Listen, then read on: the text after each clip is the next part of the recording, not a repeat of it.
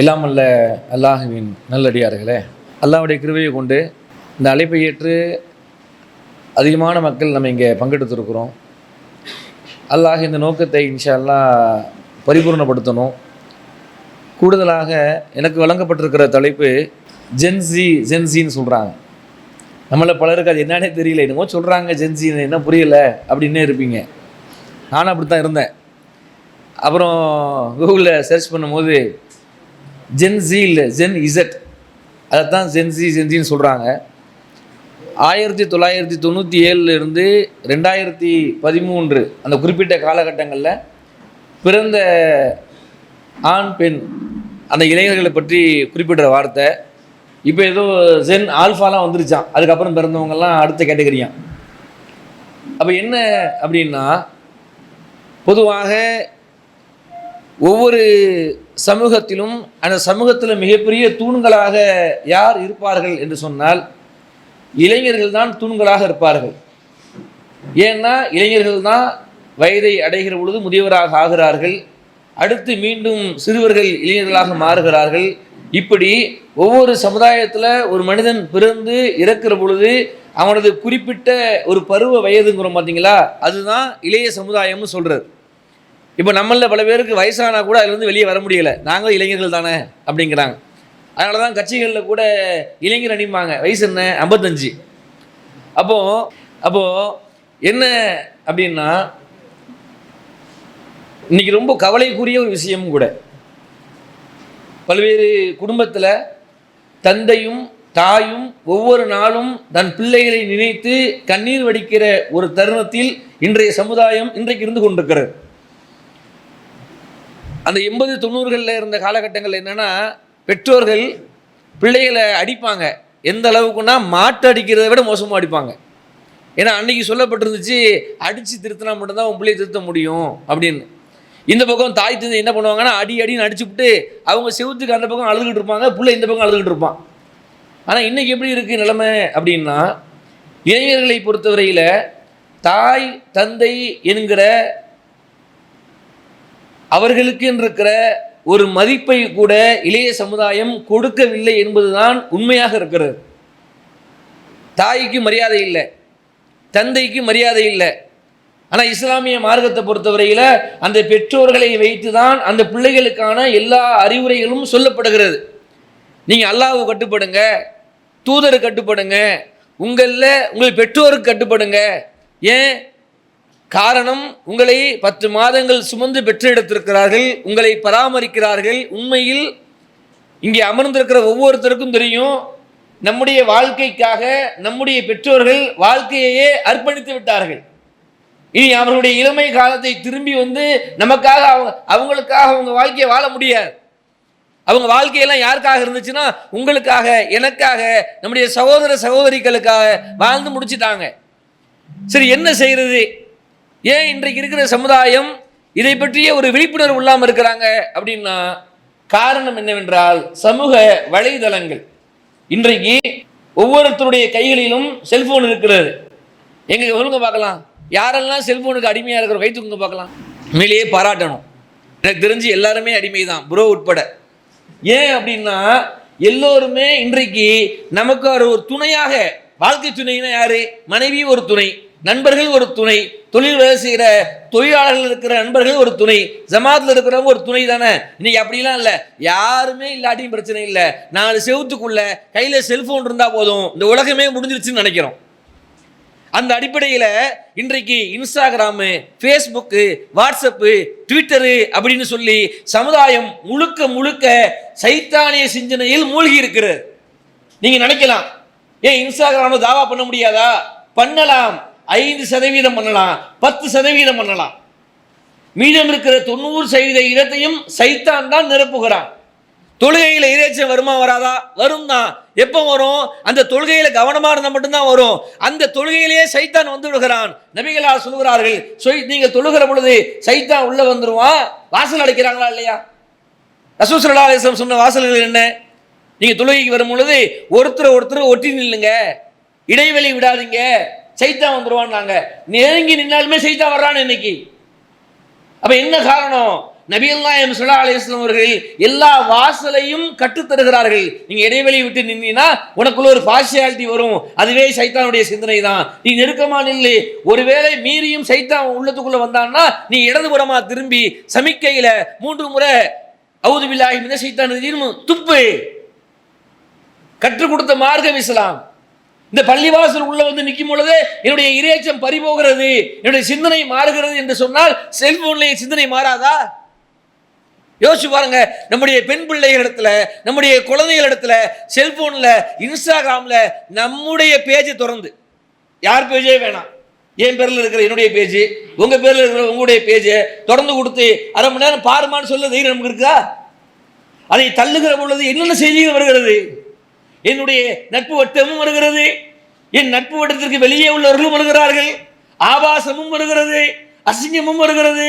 இதையெல்லாம் என் பிள்ளைகளுக்கு நான் கற்றுக் கொடுத்து விடக் கூடாது என்று நினைக்கிறேனோ எல்லாமே செல்போன்ல இருக்கிறது. இன்றைக்கு பல குடும்பங்கள் சீரழிவதும் செல்போன்ல தான். நம்ம எல்லாருக்கும் தெரியும். ஏன் இங்கே உட்கார்ந்து இருக்கிற நாமளும் சீரழிந்து கொண்டிருப்பதும் செல்போன்ல தான். பேசுகிற நாளாக இருக்கட்டும், கேட்கிற நீங்களா இருக்கட்டும், நம்மை முழுவதுமாக அடிமைப்படுத்திருக்கிற ஒரு மிகப்பெரிய சாதனம் இந்த செல்போன். இந்த ஜென்இசர் இளைஞர்களுடைய நிலை என்ன தெரியுமா? இன்னைக்கு இந்த செல்போனுக்காக எதையும் செய்ய துணிகிறான். அவன் சிந்தனை எப்படி இருக்கு தெரியுமா? இந்த உலகம் மட்டும்தான் வாழ்க்கையை நினைக்கிறான். கடந்த உரையில மன்சூர் சொல்லி காட்டியது போல இந்த உலகத்துல அவனுடைய நோக்கம் என்னவா இருக்கிறது?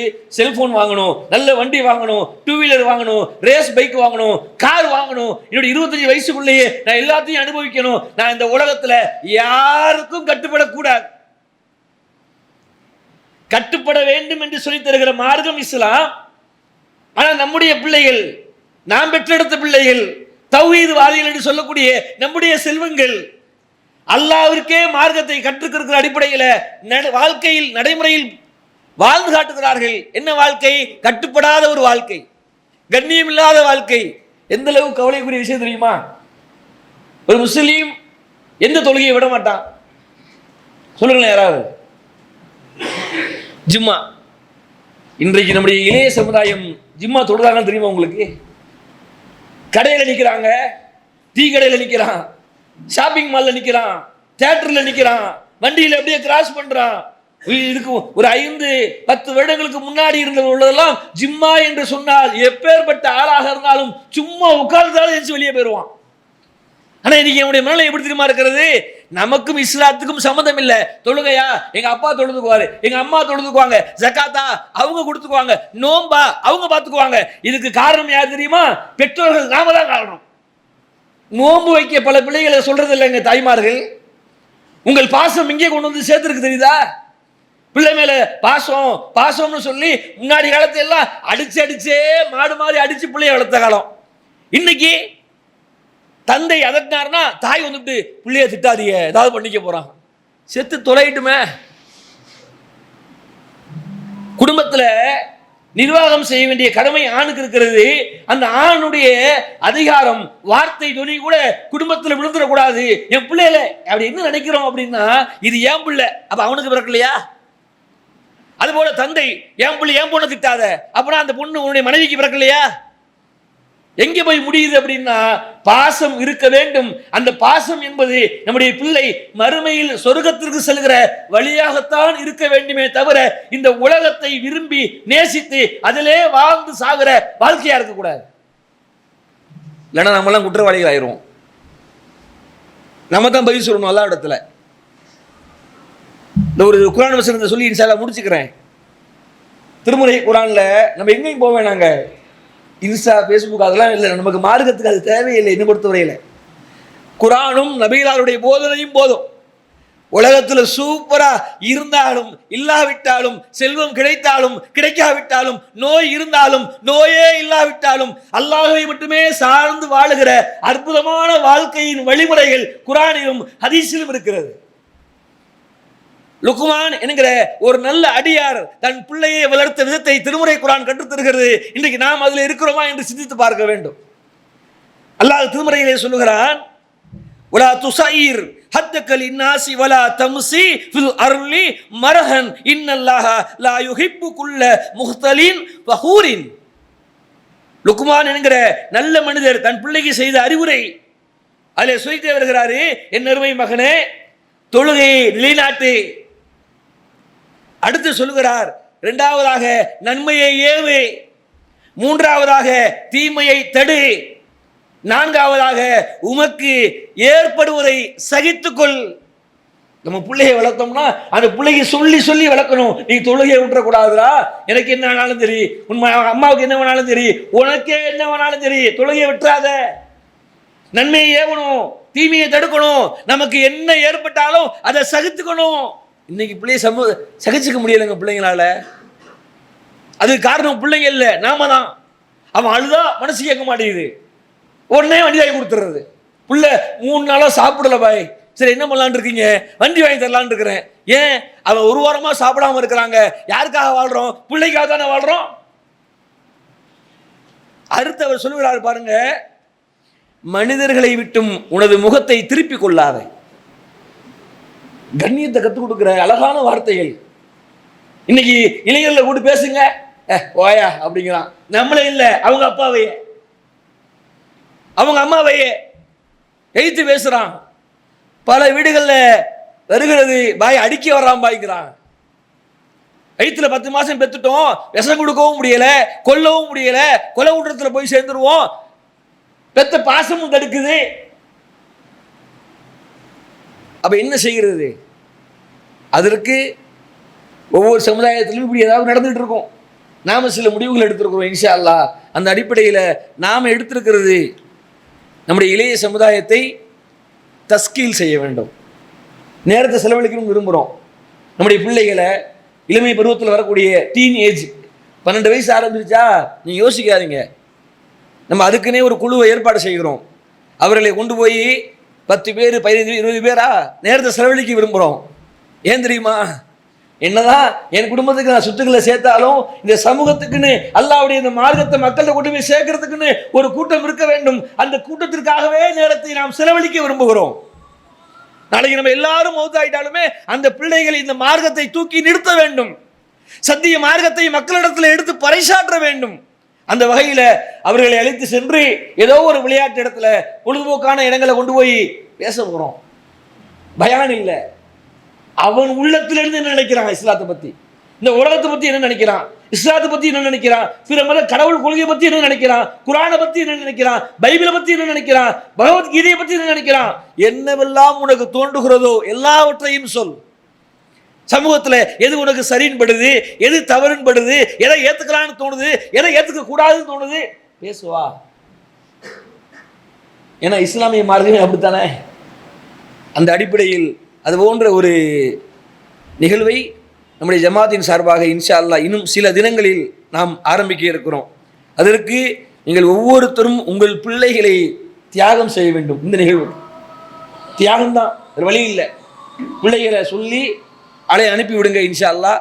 நம்ம அதுக்கான சரியான வழிகாட்டுதல் அடிப்படையில் முயற்சிகளை மேற்கொள்கிறோம். அல்லாஹ் அதற்கான வெற்றியை தருவான்னு நம்புகிறோம். அதுக்கு என்ன பேர் வச்சிருக்கோம் தெரியுமா?